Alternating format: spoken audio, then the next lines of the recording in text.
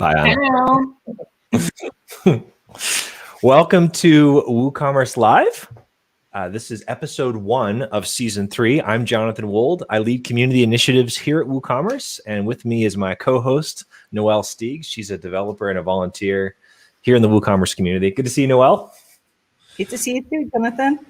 So at Woocommerce, we're on a mission that we call democratizing commerce. That's the work that we're working to do, which for us means making e-commerce more accessible. And we do that through education, through great open source software, and through community. And Woocommerce Live is a show that we've designed to help you start and grow your e-commerce business. With each episode, our hope is to inspire you with what's possible. We want to empower you to take that inspiration and move into action, and then do all of that in a way that makes it taking action as easy as possible. We want to keep making things easier for you. We're kicking off season 3 of Woocommerce Live with one of our favorite topics, which is website reviews. We are going to take a look at some of the e-commerce sites that you've been making and share our feedback. We're going to be nice as we do that. Now, if you have a site that you'd like us to take a look at, you can go ahead and leave a comment now with the link to your site. We've already had someone submitted that we're going to start out with, and it's not too late, though, to add one in, unless you're watching the recording, in which case it is too late. With that, so Noelle, what we'd like to start off with looking at some of the wins that have happened in the community, and what are some of the wins that we have to celebrate in the community today? Yeah, so I'd actually like to take this opportunity to put the spotlight of 2 of our community members who are a member of our Facebook group. And the first one is David Kingsman. He's one of our moderators, and he's approved over 1,000 members in the past month. So wow. David, if you're hearing this, thanks so much for your hard work. That's really awesome. And the second one is Rudolf Ladezinski. He is what's called the conversation starter. So he's been really active. He's joined the community in the past month, and he's been really active. And I've seen that he uses the community to, post questions about how to make his website better, how to troubleshoot things. And I noticed that he words his questions really well. And what that does is that if your questions are worded well and you include things like what you have and haven't tried and things like that, and like your claim, your description, and the likeliness that somebody from the community will take time to answer your question is a lot higher. So that's a great example of how to do that. That's awesome. And the Facebook community, for those of you who don't know, it's grown quite large over especially the past year. We're coming up on 40,000 members here fairly soon, and it's a fantastic group of folks. I personally am not a huge fan of Facebook. However, the group is amazing. So when I do spend time there, I'm spending time in the group. And there's a bunch of fantastic folks who are answering questions. And also, we are always looking for more folks who are interested in being part of the volunteer team who does that. Anna will drop a link in chat, and we'll have a link in the show notes afterwards if anyone's interested in being a part of that.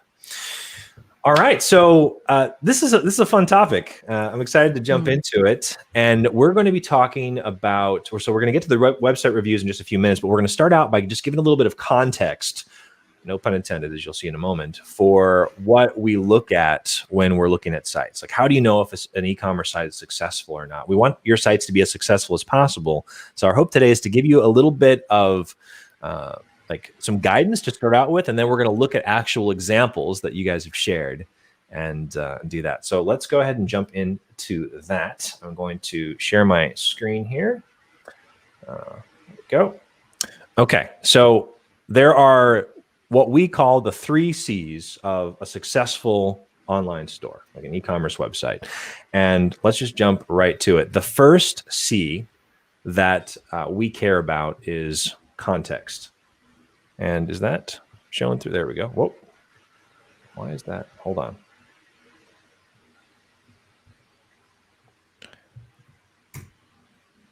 And we got it working now.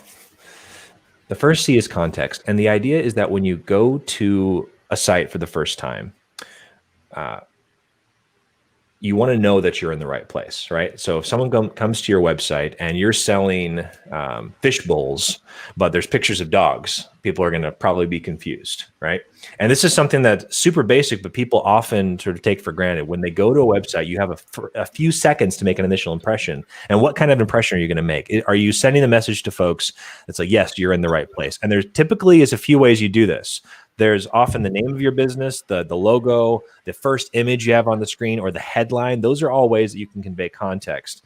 Context is the first thing we want to make sure that's right. When someone hits a page on your site, whether the home page or any other page, you want them to have this sense that they're in the right place. Noelle, you want to talk about the next one? Yeah, so the next one to talk about is credibility. And credibility is all about making visitors feel that they can trust you, because people like to buy from somebody they know, like, and trust. And that is really true. It's about them feeling like you can help them, right? What's really important is to let others establish your credibility, rather than you trying to establish your credibility. Because what can happen then, if you write that, you know, your company is fantastic and you do a lot of good, there's people who will read that, eye roll, and that's about that. Yeah. Well, if it's other people talking about you, it's like a recommendation. So it has tremendous power, really. And there's quite a few things you can do on your website to establish that credibility. One of my favorite is testimonials. And I would always say embedding them, say through a plugin, is better than just posting them yourself, because people know that you can't edit these embeds, right? They are truly what these people have said. Yep. So you can embed things like Google reviews or Facebook reviews, Yelp reviews, things like that. You can use photos, so quality product photos, but also photos behind the scenes of your team that shows that, you know, you're human and you're real and you're genuine, you know, and you show a little bit more of than what people just see initially. You can use videos as well. So, you know, say you can show how the product is used, how it's made. You can do a bit behind the scenes, maybe how you pack your parcels. You can display star ratings as well. And then one that's very important as well is things like badges and awards and certificates. So, you know, if you're a therapist and you're doing online consultations, if you have joined certain associations, you know, display those logos. Yep. So that people know, like, hey, this is somebody that I can trust. If your product has won a design award, by all means showcase that. You know, that's really amazing, and that should be quite prominent. Also, things like mentions in the press, magazines, newspaper, but also blogs, you know, definitely great to showcase them and let people see what good other people talk about your company. I also want to chat about performance. Performance is more indirect, but it's so important to make sure that your website is error-free, because if people reach a page that looks broken or doesn't have a SSL, like security certificate, then people might be hesitant, especially if they're making online payments. You know, they're putting their credit card details and they want to make sure that it is safe. And you want to make sure your website is fast as well. You know, if your site loads slow, you're gonna quickly lose the attention, and people might have the impression like, oh, okay, this person maybe doesn't care that much about it, or whatever they fill in, you know, because they don't know. So people naturally fill in those things. And lastly is design. So a good design can boost your credibility. A bad design can hurt it. You know, we don't all have to have this super spanking new tight looking website. But if it looks like it's something from the 90s, then you might want to update that. Awesome. So yeah, there are quite a lot of ways to establish that credibility. I hope those points are useful. Now over to Jonathan for the last C of the 3 C's, which is call to action. Thank you. So with So one of the things we talked a lot about in last season is this journey from idea to first customer, right? And the importance of choosing an audience. So context is all about that, connecting with that audience, right? So that when they hit your site, they know they're in the right place. Credibility that Noelle talked about is all about like establishing that trust. Where a lot of people seem to drop off is this last C, like having a very clear call to action. When someone goes to the site, offer them a guided path. Like, what should they do next? Is there a featured product? Do you want them to join your mailing list to get a special offer? What is it? What do you want them to do? And we tend to see like two spectrums here. Either folks are offering way too many calls to action, and it's just sort of all over the board, or they don't offer any at all. Like I've seen sites where it's like, okay, there's like the about pages on the homepage and there's no next step suggested. People are just left to go to the menu. So there's a lot you can do here. And as you listen to what Noelle was describing, there's a whole lot you can do on the credibility front alone. But if you keep these three things in mind, does your site have a clear context? Is there credibility? Can people trust it? Are you making it easier for them to trust it? And are there clear calls to actions where you're guiding your audience into the step that you intend for them to take? Awesome. All right. So now we're going to jump into actually doing some reviews of sites. Let me just pull off the screen here and get it ready. Now, a couple notes about this. So we love all the stuff that you guys are doing. Like it's awesome to see these sites up and running. And so we can't say enough in terms of positive, encouraging. Like one of the things that's just awesome about working on your site is that it's yours, right? And it's a work in progress. So we're going to give candid feedback because we want to see them get better. Our intent, though, is to inspire you with new ideas and then just help guide you on the path to making it better. So thank you for those of you who were courageous enough to offer your sites for review. We'll be gentle. And then let's jump into it. So the first one that we've got on our list was shared on the meetup group. And let me pull this up here. And here we go. So for this one, we are actually switching languages for just a moment. This is a site that's in Spanish, which I thought was great. And when I first get to it, so it's clear it's a bigger site. This definitely gives me an industrial feel that would immediately send this message to me that it's not for a consumer. So if that's the intention, we're on a good track, right? I noticed that it loaded quickly, which is good on the credibility front. Good images of products. I presume my Spanish is respectable, but it's showing the different brands there. It's showing new services. And then if you click over into the product space, you can see the different products there. The site's loading pretty quickly. I like that. What do you think about this one, Noelle? I really like the WhatsApp bubble that pops up in the bottom right because it's such a quick way, if you're looking for help, it's such a quick way to connect. And it's very friendly to the merchant as well, or to, whoever will manage the, the WhatsApp, because it's like you can do it anytime, on the go. It's very easy, very user-friendly way of connecting with people. I like that too. Any suggestions we think of for improvement? So to me, the audience seems fairly clear. This is like who are we? And then it gives a little about, and you want to know more, you can go there. I like the loading time clear. Like I like having calls to action at the bottom. That's a nice touch where there's a form they can fill out. And when they get to the bottom, there's an action that they can take.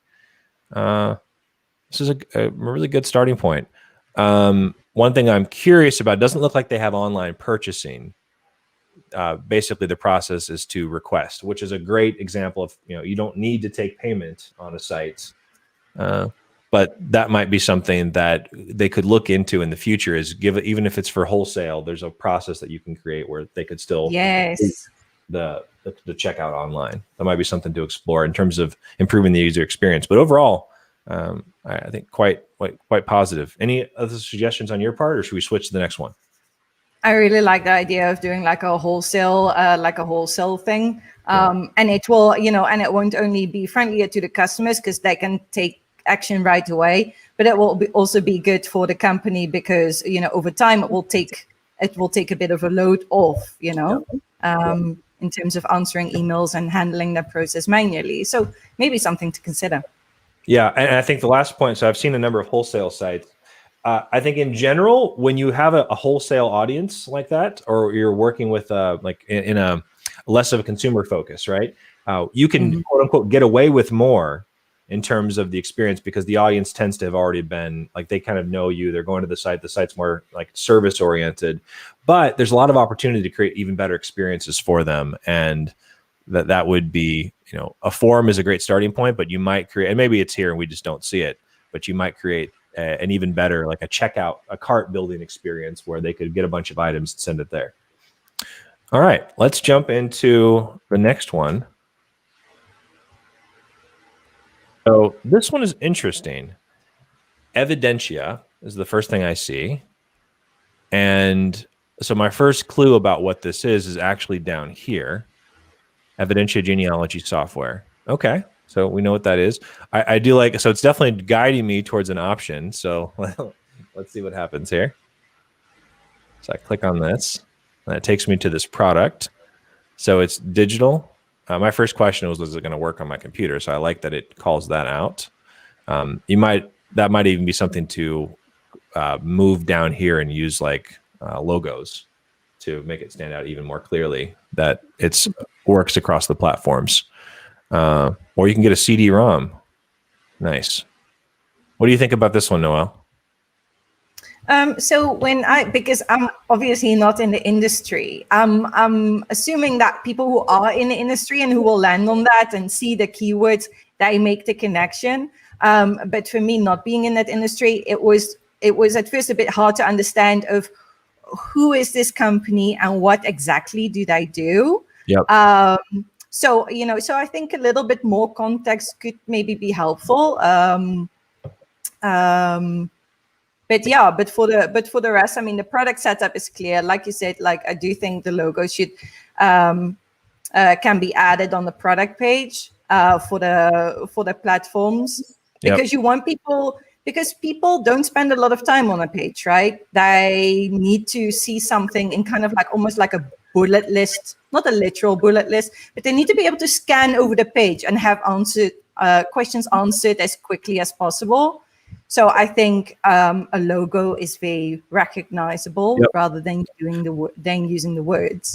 So jumping into some specific things, I'd like to see a headline up here, like where a tagline that made it clear like what it is. Evidentia, so like genealogy software or genealogy services, like whatever it is, where it makes it a little bit clearer up in the title, like what the site is.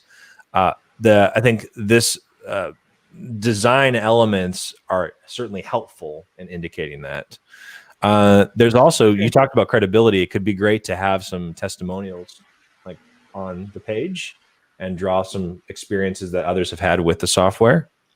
So yeah. And also in the credibility area, what would be interesting to see is maybe some like screenshots or mock-ups of the software, because that also makes people people feel like, okay, this is genuine, this is a real thing, okay, this is what it looks like, okay, well, that looks like a neatly organized interface or whatever they might be thinking. I think that could be useful on this product page. And last thing I've got on the shop here, I think there's a good opportunity here to just clean up some typography and layout. And it can be a little bit challenging sometimes to fine tune it the way that you want, but like this is super small. It's not like, I do like that there's at least this banner that you're kind of guiding folks, and I'd be curious to see how this works on mobile. But anyway, good starting points, and good to see the details there. It feels like it's more in a let's refine the details further type of stage. All right, jump to the next one. We're going back to Spanish for a moment. Ooh, look at that. We've got some beautiful photos. That switches a little bit fast.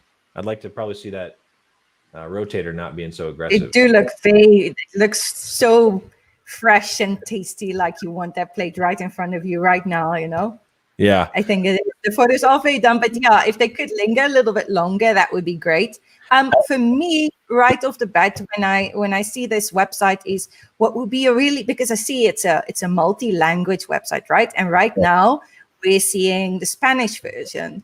But what you can actually do is you can use a feature that's called geolocation, and you can detect where somebody's IP is and serve a language based on that. So it would be more user-friendly if I would land on the site and it would display in English right away.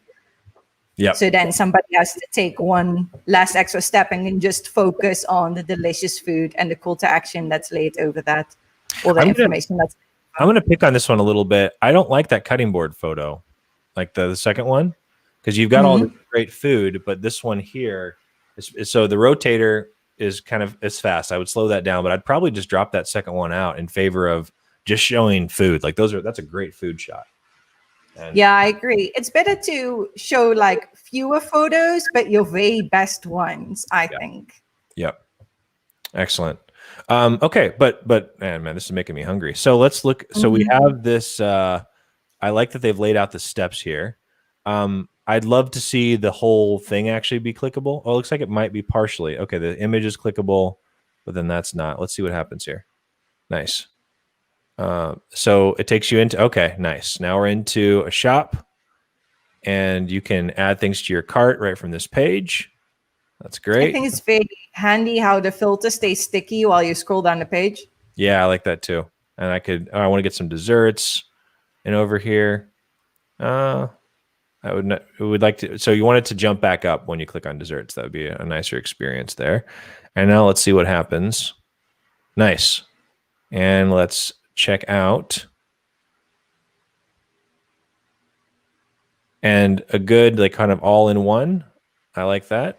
It doesn't appear that they have a payment integration currently, which might just be a choice that they've made. So there's either direct bank transfer or without delivery.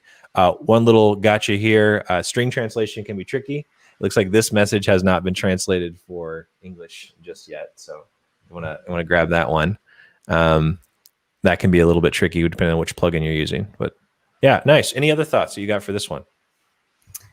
Just one little thing that I want to add is, say when you're on the homepage, then the home link is this light green, and it's quite low contrast in the menu. So it's quite low contrast with the white. People might struggle to read that. And I've seen some other elements on the site where the light green, I mean, though it looks very fresh, it's not as readable. And I'm finding the same with the typography a bit when you are on the shop page and you see the product titles, because of the thinness of the font and the way how the letters are positioned quite closely together. Yep. I find it a bit more difficult to read than what it could be. So that's something that could be tweaked for a better user experience. Awesome. Thank you. And yeah, typography is one of those things that you can go so far with just sort of working on typography. It can be a little bit mind-numbing, but there's so much gain to be had by just making sure things are well readable. All right, let's jump to our next one.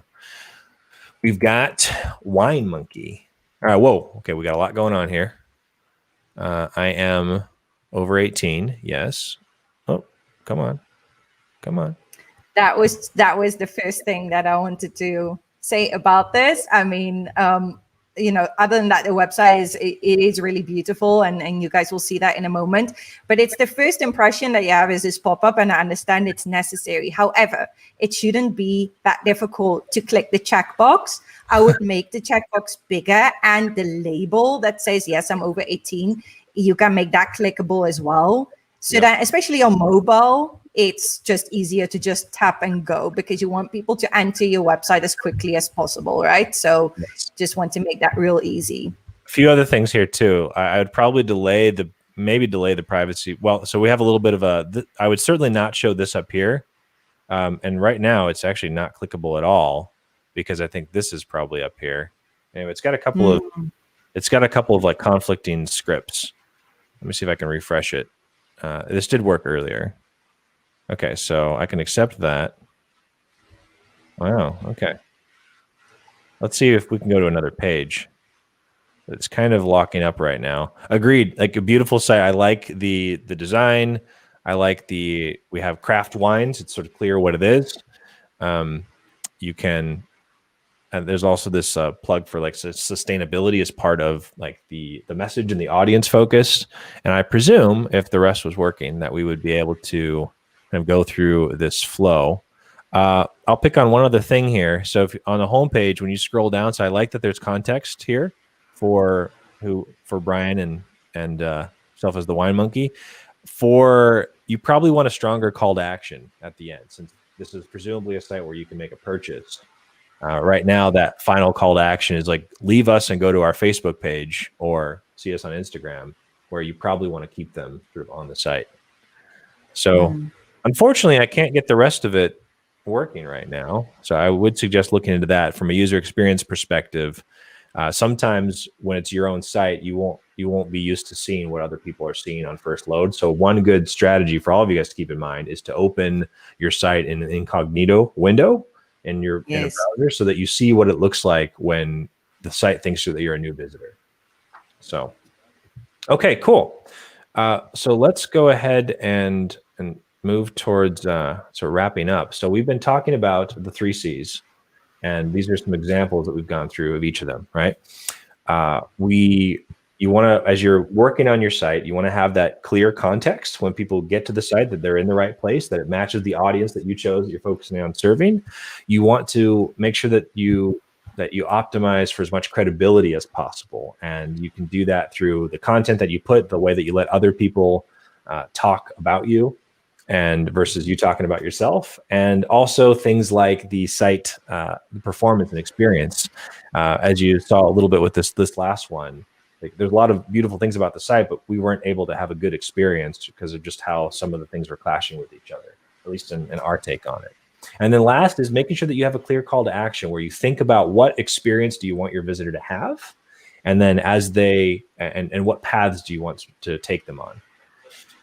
Awesome. So we have a couple of resources that we'll jump over to, Noel, and I'm going to bring your screen up and you can talk us through those, and then we'll wrap up and then transition to Q&A. Okay. So I've got a couple of things I would like to share with you guys. The first one, this is my go-to heat mapping tool, especially for clients who are looking to start maybe on a free plan to experience how powerful a tool like this is. For those who don't know, here is what a heat map looks like. It maps where somebody clicks, and so the cooler the color, the less clicks, the warmer the color. It's called like a hotspot then. It allows you to take recordings, so you can see, of course, it's all anonymous, but you can see the path somebody takes. You can see them lingering somewhere, which might indicate that something is not clear. Very, very useful. You can use it to run surveys on your site or ask for feedback. So that's also super useful. And yeah, it's just such a powerful tool. Like if you, Google Analytics is great. You know, it's very important to know where do people come from, how long did I stay on the site, how many do convert, etc. But this is about how people use your site, which is, you know, secretly as powerful as far as I'm concerned. Then the next one is my go-to reviews plugin. It's nice because you can have it combine reviews from different sources in, say, one slider, like this, for example. You know, that's very well done. It has some features that other plugins don't, like the amount of reviews it pulls in from Google. That's been quite a tricky one to find. Nice.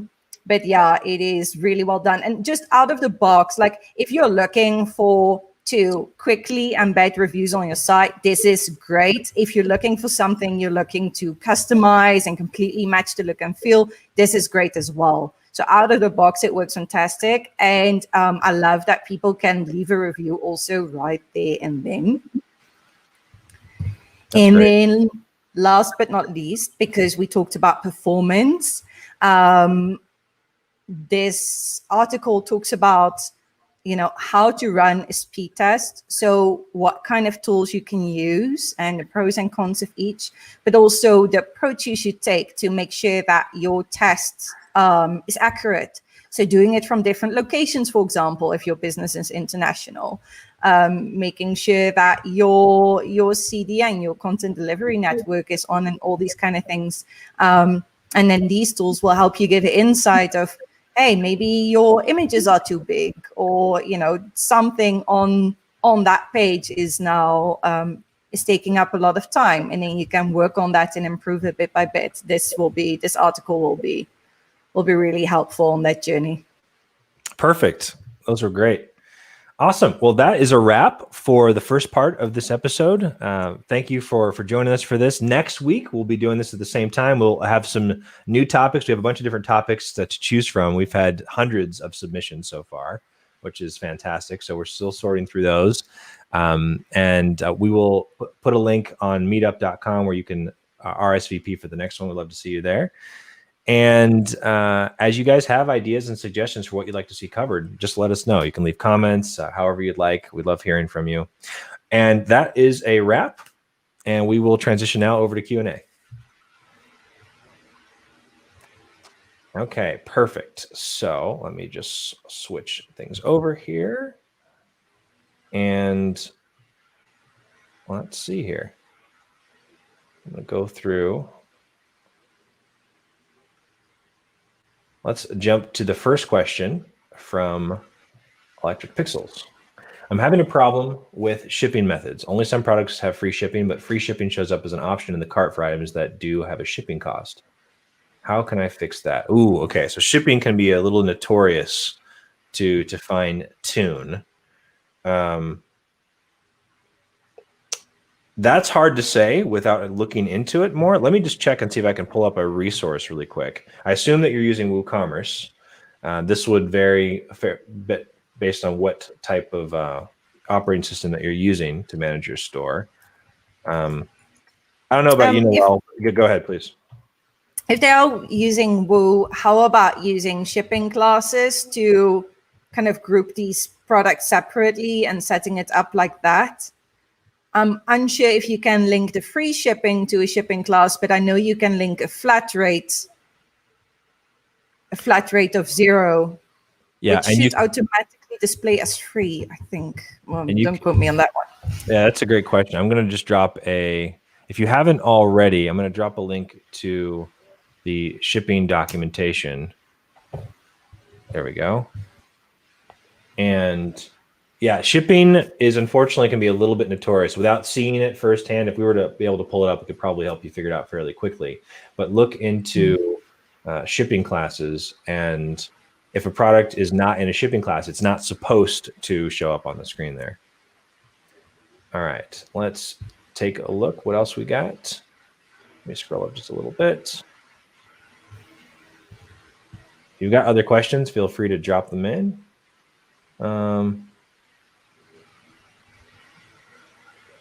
Let's jump over to this last one here. Max and Mac says, I'm having issues with automated tax collection for U.S. states. I've enabled the option by activating the plugin Jetpack, but still not working. Can you please guide? Okay, so wow, that's another good one. I'm going to give you a little bit of a cop-out answer first. If you're using the taxes service through the Jetpack, then I encourage you to make sure that you make use of the support that they offer. They've got a lot of great folks in Happiness there that can actually log in and take a look at exactly how you've configured your site and help with that. So if you're using Jetpack or any other services shipping plugin, one of your first go-tos is to talk to the folks because this configuration can often be pretty specific to your environment. So, and Jetpack is great for that. They've got, there's a few, Jetpack's one of them, and there's a few others that offer the calculation and they'll deal with that whole taxes thing for you, which can be a real pain for those of you who've looked into it to try and figure that out for each of the locations. So, okay, awesome. What else you guys got? Any other questions, especially high-level questions? It could be detailed. Anything about today's topics? Let's see. Scrolling up here. And if you don't have any questions either, that's fantastic. That means you've just got everything figured out.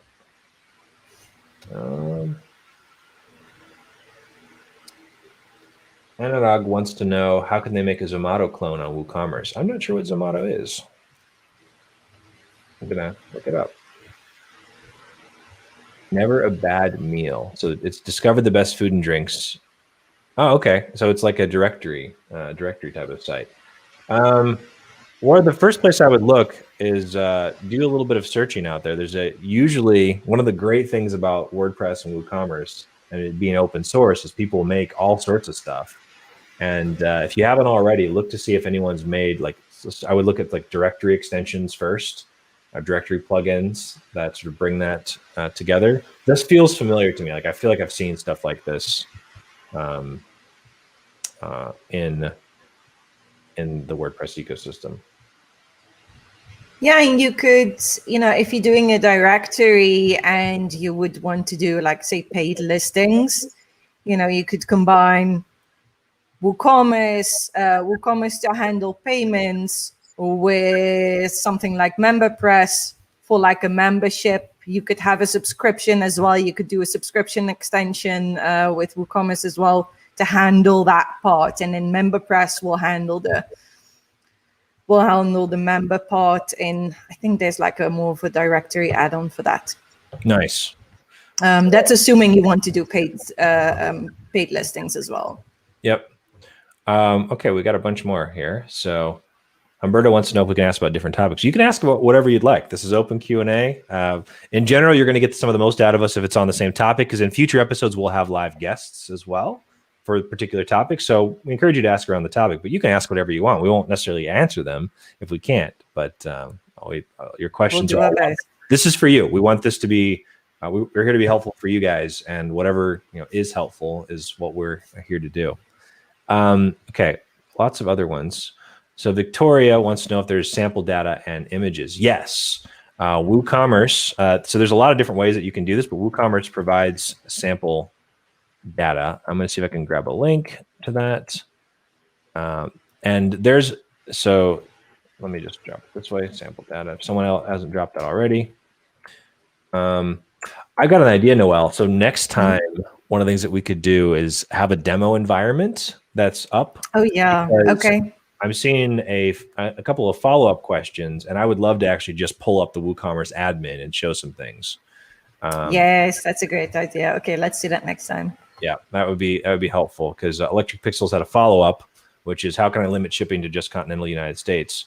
So you do not need to manually configure all 48 states. I'm quite sure about that. You can accept Alaska and Hawaii from the list, but I don't. Yes.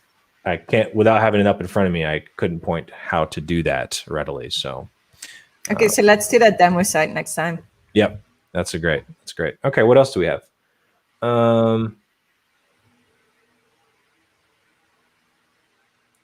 Humberto had his follow-up. He's creating a website to sell IPTV with multiple plans, but I want to sell a basic plan, and you can't buy any other plan if you don't buy the basic plan. So it's almost like you want to, you have to have the basic plan in your checkout in order to get any of the others. So it's like a product. One thing that you might look at, I think there's an extension called Forced Sell, where if you put one product in your cart, you have to do the other one. Let me see if I can bring up my screen here, because this might work. Do this.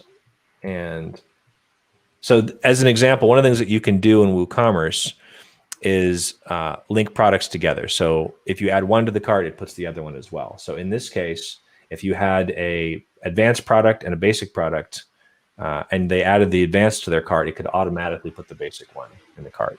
So that's something that might work in this particular case. Someone on Facebook wants to know about the new WooCommerce Navigation. I presume, so we are working actively on a new navigation in WooCommerce. We had a call for testing, I think last week is when we put that up. So we've gotten a lot of feedback from folks. We're actively in that testing phase right now. I don't know when the design team is planning to roll that out, but it's something they've been working on for a while. And if you have feedback about it, the Facebook group can be a great place to leave your feedback or to ask more questions about it. But it's something being actively worked on for a while, and I think we'll see it fairly soon. I'm not sure what the timeline is, though. All right, let's see what else we got. Max and Mac wants to know how to add a custom field. They've tried the ACF plugin, but no success. Oh, interesting. So custom fields and someone suggested pods instead of ACF. Either one of those should work. Like, I'm curious real quick. Yeah, I'd expect it as well. Yeah, so I wanted to see what if ACF has ACF is a plugin called Advanced Custom Fields that allows you to fairly easily add custom fields. There's a lot of different ways that you can do this, but sometimes you want more data about your products. I feel like that should be working because that's a pretty standard. That's a pretty standard thing to do. I know there are plugins that are specific to like adding product fields. Yeah, if you know more than me on this, Noel, feel free to jump in. No, I feel the same way. Like it should be working as well, unless I'm really overlooking something.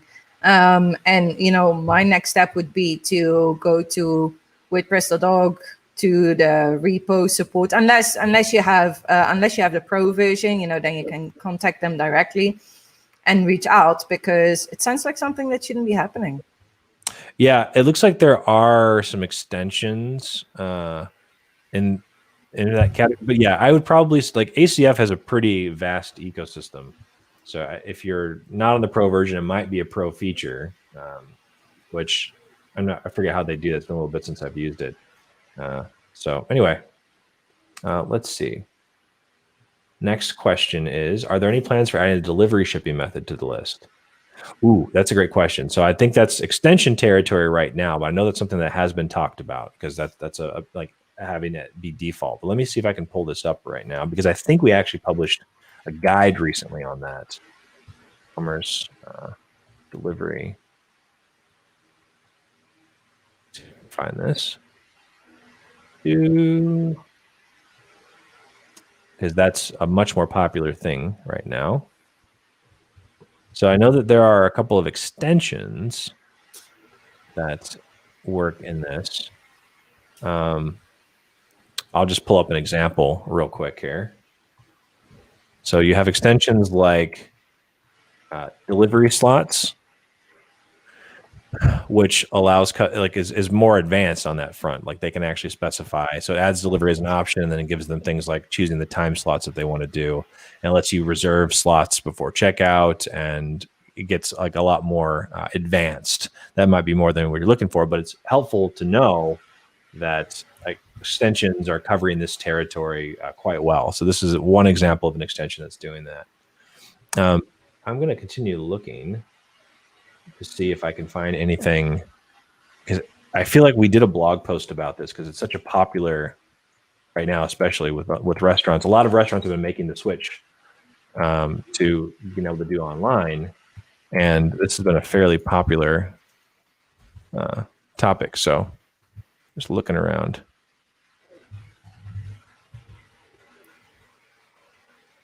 Oh, looks like they looked at that one, but they also need dates and times for local pickup as well. Maybe that one doesn't offer that. Let's see.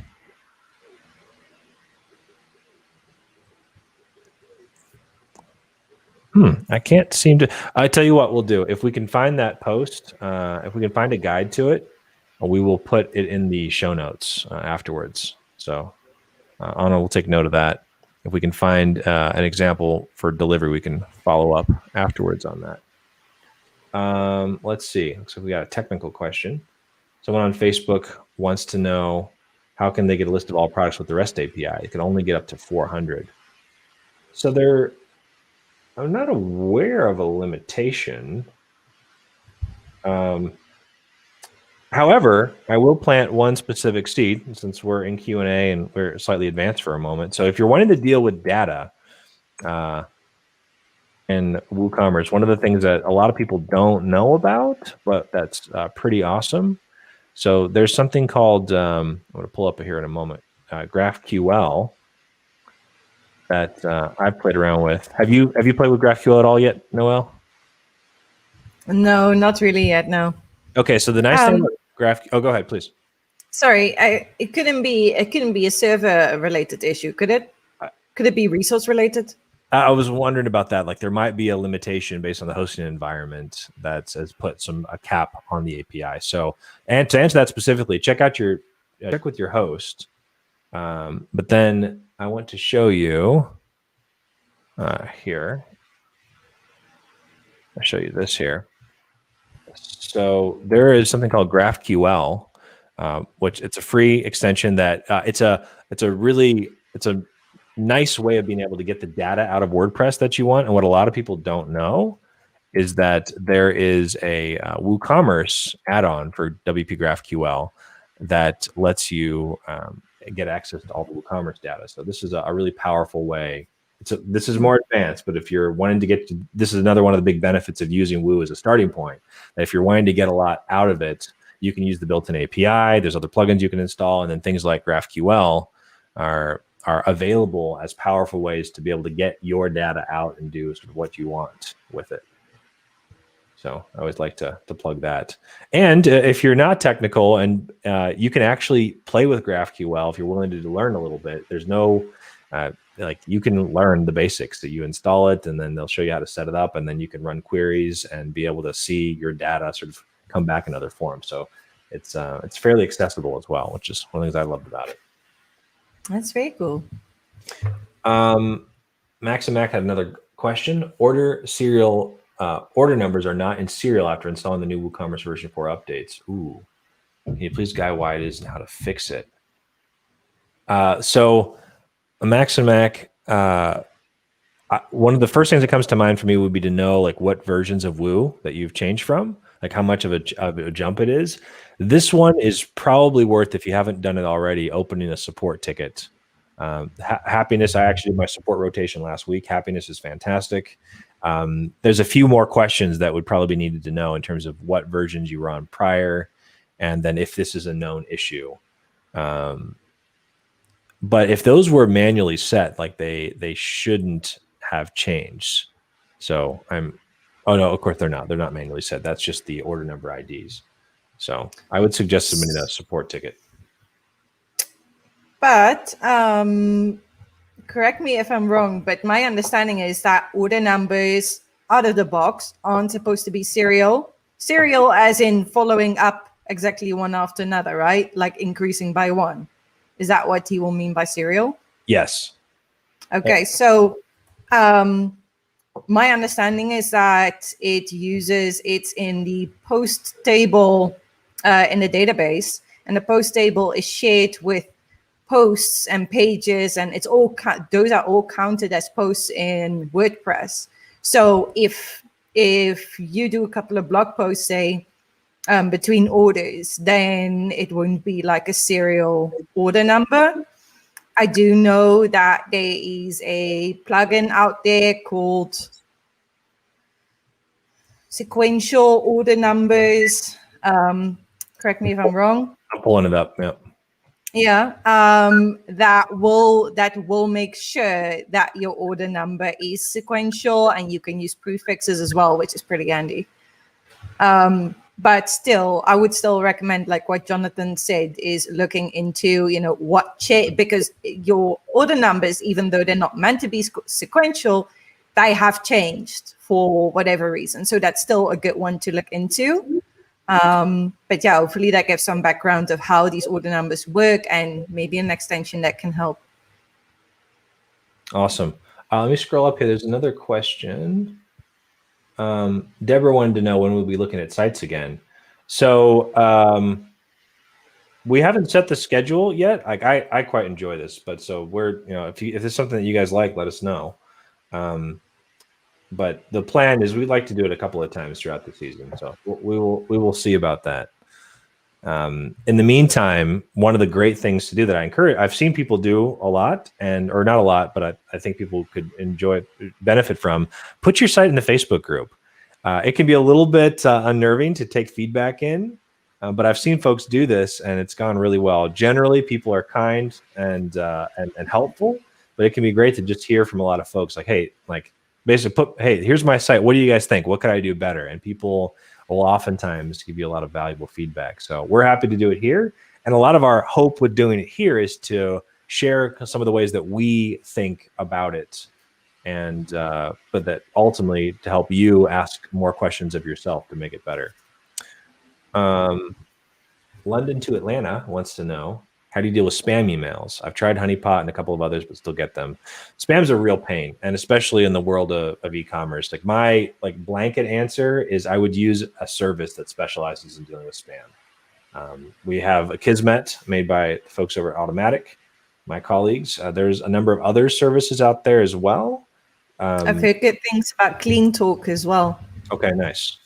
And yeah, at this point, I think I don't recommend that you make heavy use of CAPTCHAs, because those can really hurt the user experience. And in general, the best practice these days is just to offload it to a service that focuses on it. Most of them are pretty cost effective, especially at lower volumes. So yeah, I would recommend that. Someone on Facebook wants to know how often we do these. We do this every week during the main season. So same time. Time zones can be tricky. If you're in the US, it's 9 o'clock Pacific, noon Eastern. If you're in Europe, it's 5 p.m. UTC. And if you are in South Africa, it is, I think, generally around 7 p.m. Is that right, Noelle? Yeah, that's right. And it is 7 p.m. for you. So it's my morning, your evening. And if you come in early, you can see the sun changing in Noelle's background as the it goes on. Ideal wants to know how lucrative is dropshipping with WooCommerce. It depends on the audience that you're serving. If you found the right audience and you're solving the right problem for them, it can be very lucrative. Dropshipping can be a great way to get started. Electric Pixels had a follow-up question. Is someone you can hire to walk me through how to set up shipping right? A couple of suggestions. So yes, I'm sure there's a lot of people out there that you could hire. Codable.io? Codable.com is one of our partners. You can hire a freelancer. That's a great resource. However, I have two suggestions that you can take advantage of.